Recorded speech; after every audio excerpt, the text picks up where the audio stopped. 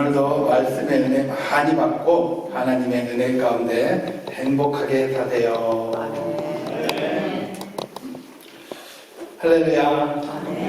오늘 말씀을 보면 10절의 말씀에 그러나 내가 가는 길을 그가 아시나니 그가 나를 단련한 후에는 내가 순금같이 되어 나오리라는 말씀이 있습니다. 제가 오늘 이 자리에 서면서 많은 고민과 많은 생각 중에서 오늘 말씀을 하게 된 이유는 여러분들도 저에 대해서 잘 알고 계시겠지만 많은 방황 끝에서 하나님을 만나 하나님께서 이 자리에 서게끔 해주시는 과정 속에서 저에게 주신 말씀입니다. 내가 너의 길을 아는데 내가 너를 단련시키고 후에 너를 순금같이 되게 하리라는 그 말씀을 믿고 저는 힘들 때마다 어려울 때마다 항상 이 말씀을 붙잡고 기도를 했습니다. 그때마다 저에게 임했던 은혜를 여러분과 함께 나누고자 합니다. 저는 오늘 말씀에서 그러나라는 단어를 깊게 한번 생각해 보려고 합니다.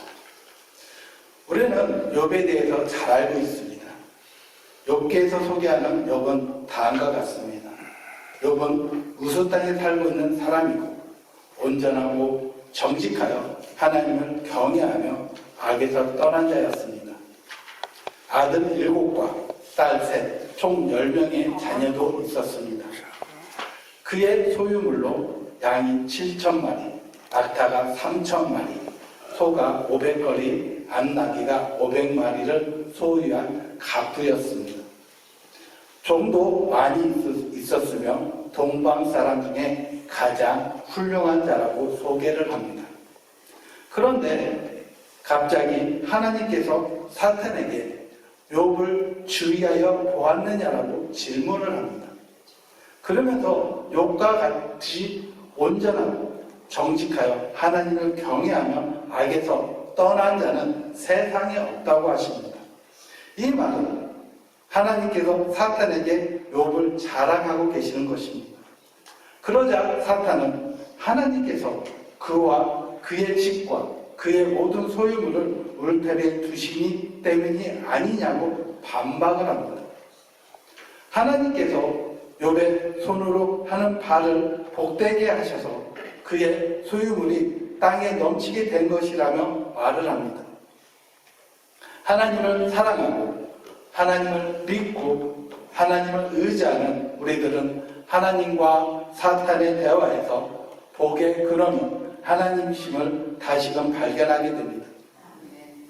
사탄도 스스로 고백하기를 욥이 이토록 부유하게 된 것은 하나님이 그의 소유를 울타리에 지어 지키며 축복하시어 땅이 넘치게 된 것이 아니니까 라고 되묻는 것입니다. 그렇습니다. 하나님은 복의 근원이 되시며 우리들의 모든 생사화복을 주관하시는 분이십니다. 그리고 이것은 욥의 삶을 통해서 우리에게 주시는 메시지입니다. 욥이 지금 누리는 모든 것이 하나님 때문이라는 말에 하나님은 욥의 소유물을 다 사탄에게 맡깁니다. 그런데 우리 모두가 잘 알고 있는 조건 하나가 있습니다. 다만 그의 몸에는 손을 대지 말라. 누구의 손일까요? 네, 맞습니다. 사탄의 손입니다. 욥은 사탄에 의해 재산을 잃어버린 것은 물론이거냐 자녀들을 한날 한시에 모든 하늘나라로 보내는 극한 상황으로 내몰립니다. 스바 사람이 갑자기 칼을 들고 나타나 종들을 죽였습니다. 하늘에서 불이 떨어져서 양과 종들을 살아버렸습니다. 갈대아 사람이 새 무리를 지어 갑자기 낙타에게 달려들어 제사를 모두 빼앗아 가버렸습니다. 마다들의 집에서 자녀들이 모두가 음식을 먹고 포도주를 마시는데 큰 바람이 집 내 모퉁이를 쳐서 무너지면서 자녀들이 모두 하늘나라로 떠났습니다. 이 극한 상황에서 욥은 하나님을 원망하며 존재하지 않았습니다. 내가 모태에서 알몸으로 나왔으니 다시 알몸으로 돌아가는 것이 맞다. 주신 이시도 하나님이고 거두시는 시도 하나님이시라며 하나님을 찬양을 합니다. 차디찬 세멘트 바닥에 길거리에 아무것도 없이 대동댕이 쳐진 것 같은 삶임에도 불구하고 욥은 흔들리지 않았습니다. 그러나 사탄은 하나님의 자랑이었던 욥을 무너뜨리기 위해 또 한 가지의 실험을 합니다. 하나님은 사탄에게 다만 욥의 생명만은 해치지 말아야 한다는 조건으로 다시며 허락을 하십니다. 사탄은 욥을 칩니다. 욥의 발바닥에서 정수리까지 종기가 나게 했습니다. 너무도 고통스러운 욥은 제 가운데 앉아서 질그릇 조각을 가져다가 몸을 긁었습니다. 제가 갖는 의미는 대부분 회개와 연관이 되지만 이곳에서 내 죄는 너무나도 비참하기 짝이 없는 자신의 삶을 표현하는 것입니다. 욥은 질그릇 조각으로 몸을 긁으며 참을 수 없는 가려움을 이겨내고 있는 것입니다. 질그릇 조각으로 종기로 인해 골마보는 자신의 피부의 고름을 짜고 있는 도구로 사용하고 있는 것입니다. 얼마나 비참할까요? 하나님과 사람들에게 인정을 받았던 그의 삶은 이제 도저히 회복할 수 없는 나락으로 떨어졌습니다. 욥에게 남아있는 것은 종기로 가득한 몸과 아내뿐입니다. 그런데 이번에는 그의 아내마저도 하나님을 욕하고 죽으라고 하고는 떠나버렸습니다. 욥의 이러한 사항을 전해들은 그의 친구들이 욥을 찾아왔습니다. 욥의 친구들은 욥의 처참한 몰골을 7일 동안 아무 말도 하지 못하고 숨지겨 지켜보기만 하고 있었습니다. 처참하게 망가진 욥의 모습을 보기만 하던 친구들의 눈을 맞추는 욥의 심정은 어땠을까요? 욥은 비참하기 짝이 없는 자신의 삶을 한탄하며 자신의 생일을 저주합니다. 그리고 이러한 욥의 말을 시작으로 새 친구들과 대화가 시작됩니다. 욥의 친구들은 욥이 당하는 고난은 하나님께 죄를 지었기 때문에 라고 단정을 지었습니다. 욥이 아무리 아니라고 변론을 해도 아무도 욥의 말에 귀를 주지 않았습니다. 욥이 하는 말은 무조건 변명으로 치부하며 욥이 당하고 있는 고난이 죄의 결과라고 합니다. 욥은 자신을 죄인이라고 정죄한 엘리바스를 향해 하나님이 부르시는 재앙이 나의 탄식보다 크도다 라고 합니다. 나는 정말 이 사항이 너무 고통스럽고 억울하고 분해서 내가 할 수 있는 것은 탄식 외에는 없는데, 그런데 하나님은 나의 고통은 아랑곳하지 않고 무거운 소울로 나를 움직이지도 못하게 누르고 계신다는 것입니다. 그러면서 욥은 끝없이 나는 죄로 인해 지금의 이 고통을 당하는 것이 아니라는 것을 증명해 보이고 싶어 합니다. 욥은 얼마나 억울했을까요? 얼마나 분했을까요? 욥의 분함과 억울함과 쉽게 화를 가라앉히지 못하는 상황은 어쩌면 친구들이 했던 상처되는 말보다는 이제는 더 이상 욥 자신의 말에는 힘이 실리지 않는 상황 때문이었을지도 모릅니다. 모든 것을 잃어버린 욥에게 남아있는 것은 오로지 병든 몸뚱아리 하나였습니다. 이런 욥이 하는 말을 누가 믿어줄 수 있었을까요? 욥은 자신을 바라보며 나는 원래 이런 사람이 아니었는데를 수도 없이 되새김질 했을 것입니다. 그런데 욥은 이 고통스럽고 끔찍스러운 상황에서 자신의 무죄를 증명하기 위해 하나님을 찾기 위해 몸부림의 노력을 쉬지 않습니다. 3절을 보겠습니다. 내가 어찌하면 하나님을 발견하고 그의 처소에 나아가랴. 욥은 하나님을 만나고 싶어합니다. 어디 계신지 알기만 한다면 당장 찾아가서 내가 얼마나 억울한지 말하겠다고 하는 것입니다. 그러면 하나님은 내가 죄가 없음을 선포하여 주실 것이라고 합니다. 우리는 이러한 욥의 고백을 통해서 욥이 얼마나 믿음의 사람이었는지를 알 수가 있습니다. 우리도 욥과 같은 믿음의 사람이 되어야 합니다. 어떤 사건, 상황, 관계에서 벌어진 오해와 억울함은 그 사람의 마음과 정신세계를 처참하게 망가뜨립니다. 그러면서 내가 가진 모든 방법과 수단을 다 동원하여 나의 결백을 주장하려고 합니다. 그런데 욥은 자신의 옳음과 정의로움을 자신의 주관적인 생과 방법, 수단이 아닌 하나님을 통해서 증명받고 싶어 합니다. 왜냐하면 우리의 옳음과 그름을 판단하고 정의를 선포할 수 있는 분은 오직 하나님 한 분 외에는 없기 때문입니다. 하지만 우리는 이와 같은 진리의 말씀을 알고 있음에도 불구하고 반복하여 실수를 합니다. 조금의 억울함, 오해, 손해에도 쉽게 분노하며 나의 옳음을 증명해 보이려고 최선의 노력에 귀를 기울입니다.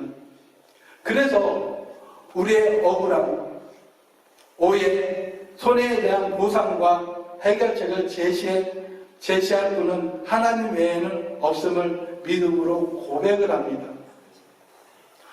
또한 우리의 삶에서 경험하는 때로는 피해자, 때로는 가해자가 되는 삶에서 억울함과 오해, 큰 손해로 우리들의 희생양이 되신 예수님을 묵상하며 이겨낼 수 있습니다. 아니, 이겨내야 합니다. 왜냐하면 우리는 예수님을 오해해서 비난하고 때리고 십자가에 못 박아 나를 위해 죽게 만든 가해자이기 때문입니다. 그러니 억울함과 오해와 큰 분노의 상황에서의 피해자의 입장에 놓여있다 할지라도 십자가를 묵상하며 믿음으로 이겨내기를 축복합니다. 하나님은 우리를 만드신 분이라 우리의 머리털에 개수까지 세시는 분이라고 성경에는 말하고 있습니다. 그러므로 제 아무리 억울하고 힘들고 분하고 속상한 상황에 놓여있다 할지라도 낙심하지 말아야 합니다. 욥이 그랬던 것처럼 하나님을 찾고 또 찾아서 하나님께 나의 문제를, 우리의 문제를 해결받아야 합니다. 왜냐하면 하나님은 본문의 말씀을 통해서 우리들 하나님의 의로운 의인을 강구를 외면하지 않는다고 약속하셨기 때문입니다. 자신을 죄인 취급하는 친구들을 향해 욥은 끝까지 하나님은 분명 자신의 말에 귀를 기울이실 거라고 확신합니다. 7절에 들으시리라는 단어를 직역하면 하나님이 욥의 마음속에 계실 것이라는 것입니다. 그래서 욥의 마음을 위로해 주는 위치에 계실 것이라는 것을 우회적으로 표현하는 것입니다. 욥은 이러한 확신의 믿음이 있었기에 하나님을 찾고 또 찾았습니다. 그런데 욥은 하나님을 만나지 못하고 있다고 고백을 합니다. 내가 죄를 지어 이렇게 된 것이라고 말해주는 친구들에게 그것이 아니라고 말해주실 수 있는 분은 하나님 외에는 없습니다. 그런데 하나님을 만날 수가 없습니다. 본문 말씀 7절 9절까지의 말씀을 살펴보면 동, 서, 남, 북 어디를 둘러보아도 하나님이 보이지 않는다고 하는 것입니다. 하나님이 침묵으로 일관하고 계셔서 하나님의 흔적을 찾아볼 수 없다고 하는 것입니다. 어떻게든 믿음의 끈을 놓지 않으려고 발버둥을 치는 욥에게 침묵하시는 하나님은 참 혹독하게 느껴졌을 것입니다. 빨리 만나서 하나님께 나의 불만과 억울함을 이야기해야 하는데 도통 하나님을 만날 수 없다고 고백을 합니다. 진심으로 하나님을 찾고 하나님을 만나보고 싶어 아무리 갈망해도 만날 수 없는 현실에 망연자실을 합니다. 하나님이 자신을 피하고 자신의 일에 대해 침묵하고 계심을 한탄하고 있습니다. 그런데 욥은 이 침묵 속에서 하나님을 만났습니다. 철저하게 외롭게 철저하게 버려진 것 같은 그 상황 속에서 욥은 하나님을 만나게 됩니다. 이 부분에서 우리는 외로움의 눈물로 실험하며 흐느끼다 만나게 되는 하나님을 발견할 수가 있습니다. 우리들의 삶에서 펼쳐진 그 수많은 질문들에 대해 답을 얻고자 하나님 앞에 시험할 때 하나님은 침묵하는 경우가 많습니다. 내가 이렇게 간절히 만나기 위해 발버둥 치는데 어떻게 만나주시지 않지? 그게 아닌데 그게 아니라고 아무리 말을 해도 아무도 믿지 않고 인정해주지 않는 그 깊은 슬픔을 이기지 못하고 밤마다 백인빛을 적시며 흐느끼며 눈물을 하나님을 알고 계실까? 새카맣게 재가 되어 날아다니는 내 마음을 아실까? 하나님이 나를 사랑하시고 나를 부르셨다면서 왜 나를 이렇게 처참히 외로움에서 건네주시지 않지?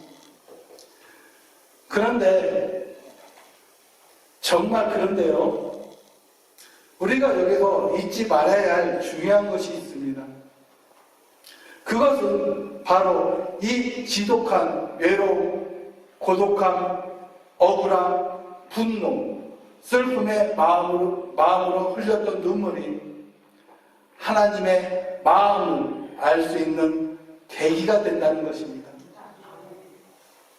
우리가 지독한 외로움과 고독함을 느끼지 못했다면 이 땅에서 사람들에게 외면당했던 예수님의 외로움을 어떤 마음인지 어떻게 알 수가 있었을까요? 어떻게 이해할 수 있었을까요?